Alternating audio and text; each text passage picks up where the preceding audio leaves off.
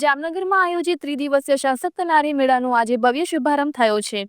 ગુજરાત રાજ્યના કેબિનેટ મંત્રી અર્જુનભાઈ મોઢવાડિયાએ જામનગર મહાનગરપાલિકાના ગ્રાઉન્ડમાં મેળાનું ઉદ્ઘાટન કર્યું. આ મેળો આજથી 22, 23 અને 24 ડિસેમ્બર સુધી યોજાશે, જેમાં સૌથી વધુ સ્ટોલ પર હેન્ડીક્રાફ્ટ, લીપણ આર્ટ, હસ્તકળા, ગૃહ સુશોભન, ઓર્ગેનિક અને ઘર ઉદ્યોગના ઉત્પાદનોનું પ્રદર્શન અને વેચાણ કરવામાં આવી રહ્યું છે.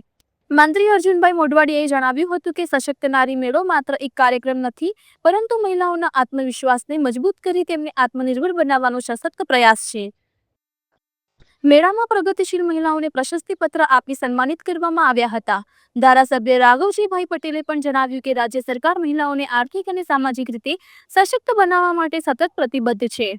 મેળામાં મેયર, ધારાસભ્યો, જિલ્લા કલેક્ટર સહિત અનેક મહાનુભાવો અને મોટી સંખ્યામાં મહિલાઓ ઉપસ્થિત રહી હતી.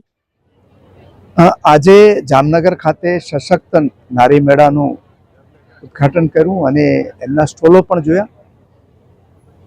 જામનગર શહેર અને જિલ્લાની સખી મંડળોની બહેનો, જુદા જુદી સંસ્થાઓની બહેનો, એમણે સાથે મળીને જે કોઈ પ્રોડક્ટ બનાવી છે એનું અહીંયા પ્રદર્શન રાખવામાં આવ્યું છે અને એના દ્વારા મહિલાઓને જે પોતાની કૃતિઓ બનાવે છે, નાના નાના પાર્ટીની ભૂપેન્દ્રભાઈ પટેલની સરકારે જે અગાઉ જે તે વખતના માનનીય મુખ્યમંત્રી શ્રી અને વર્તમાન પ્રધાનમંત્રી શ્રી નરેન્દ્રભાઈએ જે યોજનાઓ મહિલા સશક્તિકરણની ચાલુ કરેલી એને આગળ વધારવાનું કામ અત્યારે વર્તમાન અમારી સરકાર કરી રહી છે અને હજારો બહેનો આ આર્થિક રીતે પગભર થવામાં અને સશક્ત થવામાં અંદર આ જે ભૂમિકા ભજવી રહી છે, એ ડ્રોન દીદી હોય, લખપતિ દીદી હોય કે પછી બીજા નાના નાના સખી મંડળો મારફતે એક કોઈ આર્થિક પ્રવૃત્તિ કરવાની હોય,